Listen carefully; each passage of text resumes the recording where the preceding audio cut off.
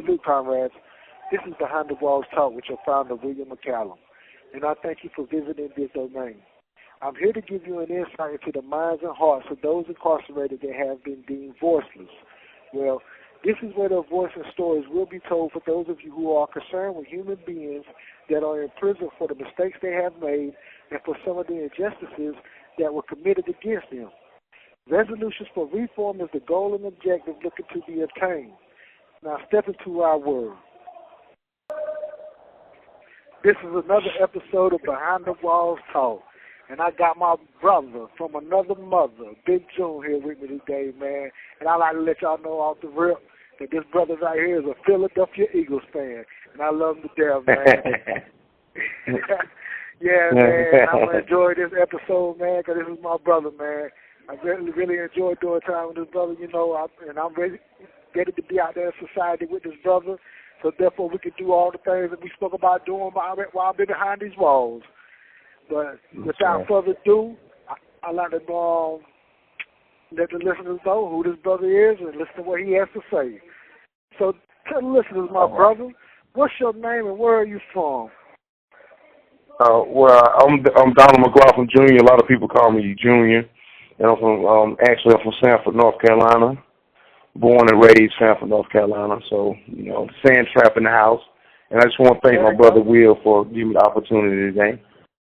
Also, that's what I talk about, sand trap. Hey, what were you charged with? How much time did they give you, my brother? Well, originally I was charged with 2 counts of first-degree murder and 2 counts of second-degree kidnapping and 1 count of armed robbery. But I ended up pleading to 2 counts of first-degree murder, and I'm currently serving life sentence in North Carolina penal system at this time. How long have you not been incarcerated? Yeah, I've been incarcerated now for actually. The process took a little over 6 years, and I've actually been incarcerated in the state facility for going on 8 years now. So the most of the time, you know, so total of 13 and a half years now from the day I was charged to the day I was actually convicted of my crime. Okay. What have your prison experiences been like? Oh, man. I mean, it actually it been kind of up and down, man. Actually you just got to really just get used to the main thing is getting used to the separation from your family, man, and just the actual, that's the hard part, man. Overall, you just suffer your losses and that's another hard part, the separation from your family. But overall, just day to day, meeting good guys such as my brother Will here, so you get through the days when you get around the right guys. And overall, though, This call is from a North Carolina correctional facility. It's always a struggle day to day, though, man. You know what I'm saying? So it's nothing fun. It's never nothing fun. So but you just got to go through it day to day, though. Just about all I can touch on that at the moment. Yeah, I know it's terrible in here, man. What we have to face, it ain't like being out in society. Because in society we have that freedom to do as we please. But in here we have to follow the rules. We have to abide by the authority figures and their restrictions and everything. One thing about being incarcerated, I hate having to be subject to strip searches and told when I have to go to sleep and told when I have to get up and go here and go there, and I like to do things on my own. You know what I'm saying? Yeah. But that's a part of and everything that we have lost. And like you say, my brother, with the camaraderie that we've built. This call is from a North Carolina correctional facility. With the camaraderie that we've built with each other and help us cope with everything that we go through behind these walls, especially with being away from our family and everybody. We create our own family behind these walls, and that's what me and you have, and other brothers have too as well. So we cherish those moments that we share. behind these walls. Yeah, and if I could touch on that one time, man, I just will say, though, when you do get the opportunity in here to meet good guys, man, don't pass the opportunity up, you know what I'm saying? Because at the end of the day, we all, we rehabilitate and we can't never judge a book by its cover, you know what I'm saying? So, sometimes you got to pass up, but when you get the chance to meet good fellas, and you never know where it can go, man. Like I say, man, I appreciate the opportunity of being able to be your brother, man, and it's for life, you know what I'm saying? That's right. That's right. And I like to ask you something, man. Do you have moral and mental support from someone in society? If so, who are they, and what would you like to say to them? Yeah, at the time, man, as the time go, bro, this is to anybody that's listening, over time, your friends and a lot of people, they basically evaporate. But, I'm just being blessed to have my father, my brother, and, my nieces and nephews. They're actually aging and get to the point where they understand what I'm actually going through, and, the process of if, my father and my brother was not around. So, that's a good thing for us transitioning to, with the family part of it. And, I still have friends, man, but, mostly I would just like to thank my dad and my brother for just being here solid for the 13 and a half years, the start of this journey, you know what I'm saying? And unfortunately, we lost Mom because she was actually here for the first 2.5 years, man, but we lost her in 2014 in February. So, I just want to really give them a shout out and just thank them for the opportunity, to have them still in my life, and, and also, just to, even, the friends and sis, the stuff that she do for us, man, that's also my family too. So, I just want to thank them, and I appreciate them for just being in my corner, man. That's right.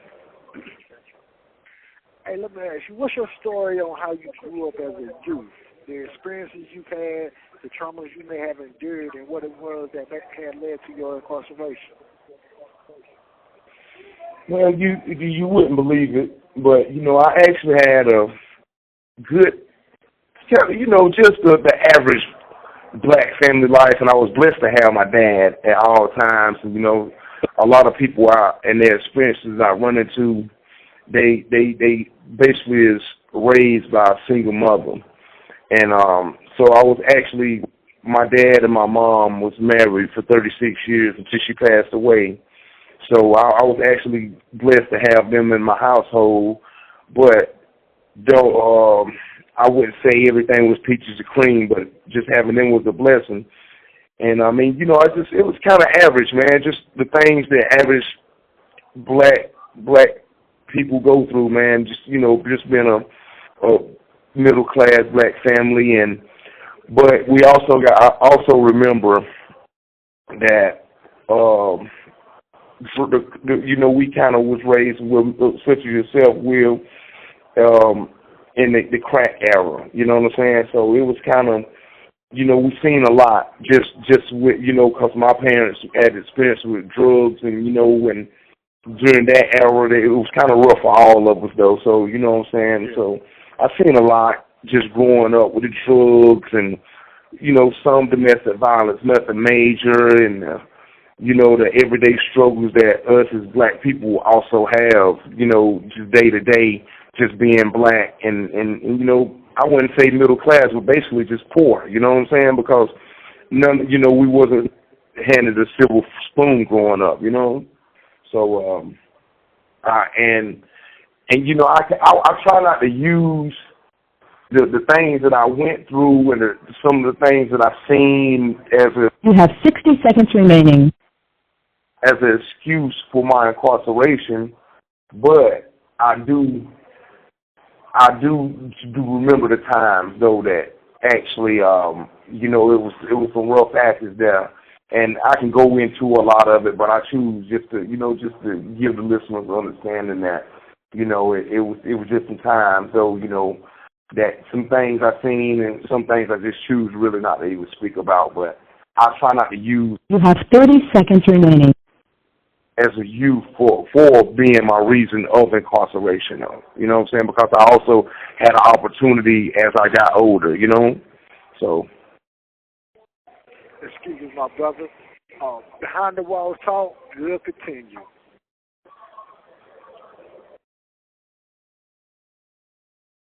Okay, back to Behind the Walls Talk with my brother June. Hey, my brother, I asked you, about how you grew up as a youth and everything, man. But I want to ask you something else too pertaining to that same question. When we was growing up, we had career day in elementary or middle school. What is it that you would have wanted to be growing up? A lot of kids and everything, when they come up through elementary and middle school, they wanted to be police officers, firemen, doctors, lawyers. Me, myself, personally, I wanted to be an architectural engineer. So what was it that you wanted to be? Well, and I was going to touch a little bit more on the last question before this. So I played a lot of sports when I was young. So, so everything wasn't all bad. You know what I'm saying? So, and with times where, even the times where Halloween. This call is from a North Carolina correctional facility. And when the times where, you always write, maybe in second, third grade, once you get the understanding of what you really want to be. And I always wanted to be a football player, man. And I played football often, and every level, at every level except, I did get a chance to go to college. This call is from a North Carolina correctional facility. I didn't get the opportunity to actually play college football, but I did, I played all the way up to high school. So, if I was to say anything, I always want to be a professional football player, brother. Okay, you said you went to college. What did you major in college? Well, I went to Southern State for a year and a half, and I actually wanted to pursue football, being a football for a high school football coach to maybe get to the collegiate level. So I majored in sports management, and it didn't work out, but I did at least start the process. You know what I'm saying? And so and that's what I always, kind of surrounded myself around. The sport of football, and but at the end of the day, just like some stories and some common stories, you see, I just didn't make it to that point of actually finishing college. I did get a year and a half experience in college, though. So. Okay.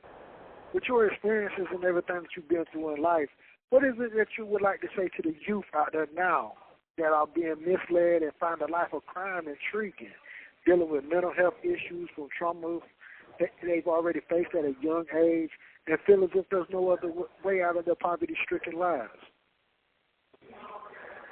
Well, I would want to say, for anybody that's listening, mental health is real, and and it's definitely a crisis that we have to combat. At the youth level, because, as since I've been incarcerated and over time, even the school years when I used to see kids that was, actually in the classes that we always just considered the kind of the slow classes and stuff like that, but we didn't actually recognize that these people that really have mental health issues. So, it's a serious situation, and but when we're getting back to the youth, I really will want the youth to understand that the saying, "A hard head will make a soft butt," because if we would have just got the opportunity, we had opportunities. If we would just took the one time and just listen, and sometimes it get to the point where the youth, they don't want to hear half of what the mom or the dad have to say. But it's just, if you can just take the time out to any of the youth that get the experience to even hear the message or anything, man. Just for one time in your life, you got to listen, and you got to listen to, I don't care who it is, but someone else's experience before yours, before you had to experience the things that someone else has been through, you had to actually take time to listen. And I want to touch on another part of that, brother. Like, that's what I'm here for. You know what I'm saying? I wouldn't, one day when we get it figured out, I really want to reach out to the youth, because if we could just take and touch one youth out of 100, that means we did our job. You know what I'm saying? If we could get 2 out of 100, we even did a better job. You know what I'm saying? Just to save them the opportunity from actually coming in here and experiencing what we had to go through, man. You know, because it's a sad situation in this prison system, and it's okay. And a lot of kids, see, because now they actually have us incarcerated in here with 19 and 20-year-olds, which that's not a good thing. But if we can, we can take it and make it turn a negative into a positive. Because actually, I was just talking to one of the guys the other day, and he's 20 years old, man. And I asked him, I said, "What do you really want to do when you get back out there?" And he told me the things what he wanted to do and what he was doing before. He said he was working, and he graduated high school, but he was also dibbling and dabbling in the things that he wasn't supposed to have. So I told him, I said, "Yo, you really have to have one foot. You can't have 1 foot in and 1 foot out. You can't straddle the fence. It's either going to be one way or the other, and this is not it." You understand what I'm saying? And yeah, man, and it's sad though that our youth is coming in here, and you want to feel sorry for them, but you got to give it to them straight, man, and that's what my job, and that's what I think is just what my calling is at the moment, because they got me surrounded around 19, 20, 21 years old.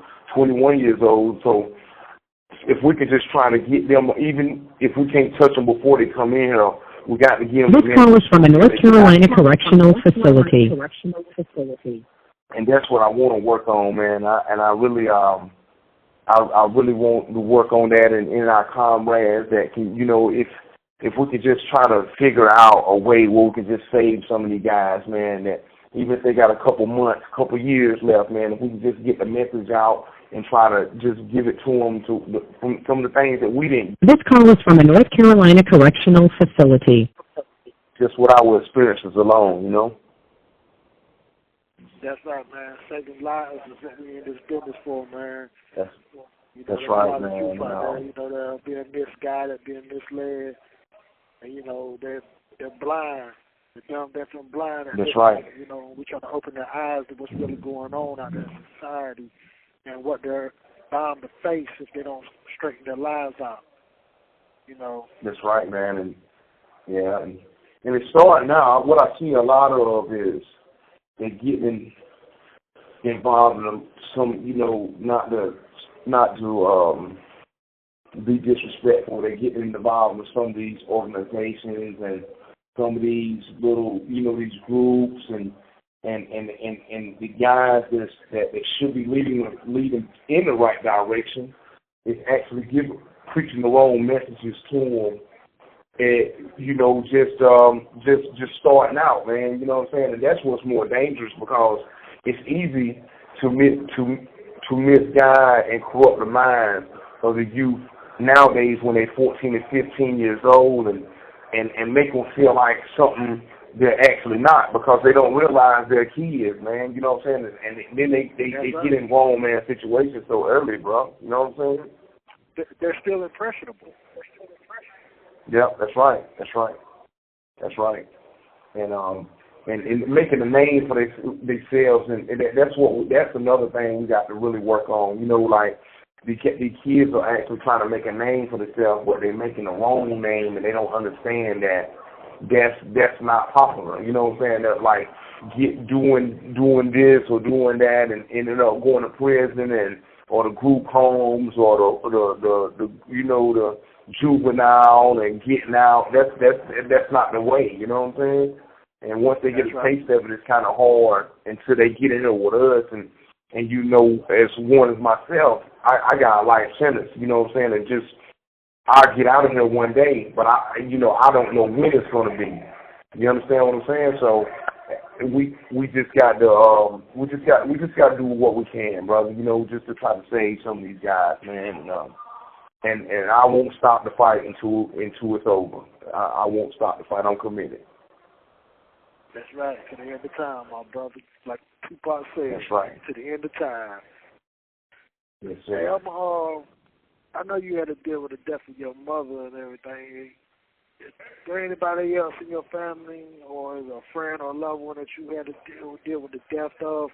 And specifically with your mother, man, is there anything that you would like to say right now on her behalf? That was a major blow, to be honest, bro. Like, 2014 of February, I lost my mom, and but I was just glad that I was old enough and my mind was strong enough to just actually understand the situation of her death. And I also lost in 2015. I lost my granddad. You know, these are just family members alone, and you know that was actually a part of my support system. You know what I'm saying? And you know, some friends people I know, but just them were the two major blows, man. And I just, you know, they just hoping that they resting easy, bro. And you know, hopefully we'll meet again. But you know, without them, especially Mom, she was our rock. You know what I'm saying? She was the centerpiece of and she was basically the nucleus. So you know what I'm saying? Things were totally different. But you know, it's 11 years later, and you know, I try not to live off sayings, but time heal all wounds, man. So you know, just I wish they were still here with us to, you know, just to be part of the experience, but, you know, it's just God's work, you know, and that comes with understanding. That's right, my brother. That's right. Hey, will you tell the viewers, will you tell the listeners of Behind the Walls Talk what a second chance in society means to you?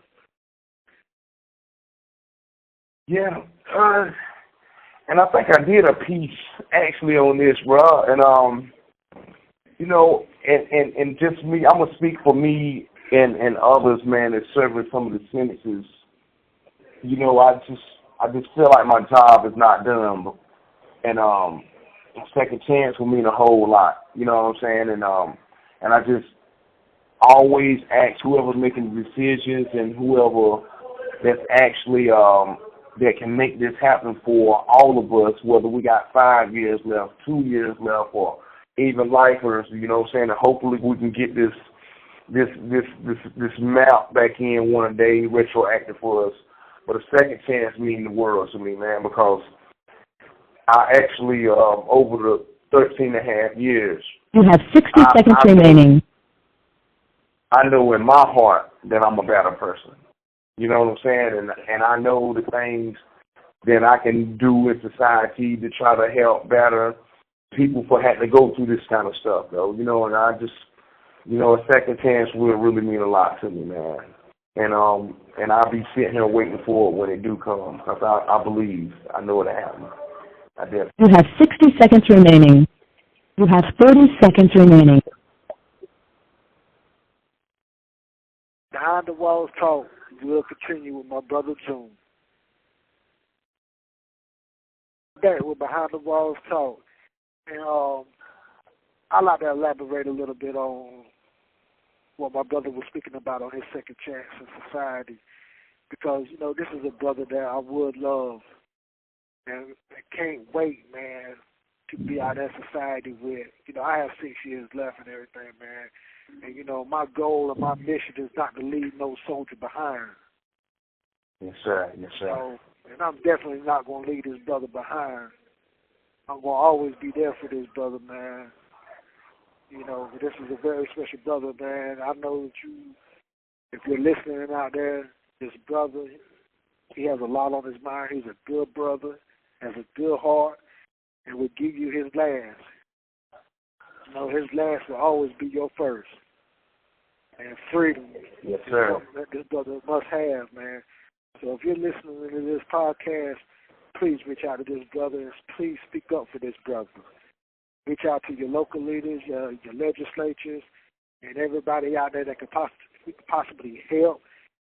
Let them know about this brother's podcast, and please listen to it. Listen to what this brother is saying. This is a good brother, man. And with that said, man, I'm going to get down to my last question, and it's just... This call is from a North Carolina correctional facility. And do you have any last words you would like to share, my brother? Yeah, I think you ought to be a mind reader, man, because you kind of took, This call is from a North Carolina correctional facility. Some of the words out of my mouth, and I just want to say too, if anybody's listening, and please take advantage of the opportunity to support Behind the Wall Talks, and Brother William here and his lovely wife, they actually do a great job, man, and they help us, and I actually, my main thing is, while we incarcerated, like Brother Will was saying, if we can get the right people to hear the messages and actually try to help make change, so we can, as well as myself, to incorporate a better rehabilitative system inside of the prison system, to make us all successful out there when we do get our second chance also. And I just want to say thank you for the opportunity, bro, for the platform and just being part of it, man. And and I'm here, man. Anything that I can do, anything that I, and I actually push the message to other offenders inside, man. I actually, whether they do it or not, we get the message out that Behind the Wall Talks is actually where it's at. You know what I'm saying? If you ain't got nothing to do, if you bored, Behind the Wall Talks is something very, very important to that. I think we need to get people to entertain and just actually listen to the messages, listen to the stories, just listen to everything that Behind the Wall Talks actually has to offer, because we're trying to get the message out and we actually need the help. We got to have the help from everybody. As like Bro said, the local legislative. We got to have the North Carolina House. We need the North Carolina Senate. We need, like, your local elections. You got to get out there and vote. We got to get the right people in the seat. We got to get the right people that's going to actually listen, but not only listen, but put the work in for us, though. You know what I'm saying? Because like it says, man, faith without works is no good. You know what I'm saying? You got to put the work in. So it starts with us. We can't vote. We can't get them in the seats. But we got to actually get somebody to listen and get these people in the right places to get the job done, man. I just want to say thank you, Will, and I love you, brother, from the bottom of my heart, man. And I appreciate the opportunity. Yes, that's it, my brother. You're welcome, my brother. You're very much welcome. And how about them Eagles? We can't forget how about them Eagles. We got to show the birds some love. Yeah, y'all did y'all thing, man. The Philadelphia Eagles, man. Y'all did y'all thing, man. Salute to the Eagles, man. I love you, my brother, man. I appreciate you giving me this interview, bro. Yes, sir. Yes, sir. Yeah, man, I appreciate it. I appreciate the opportunity, man.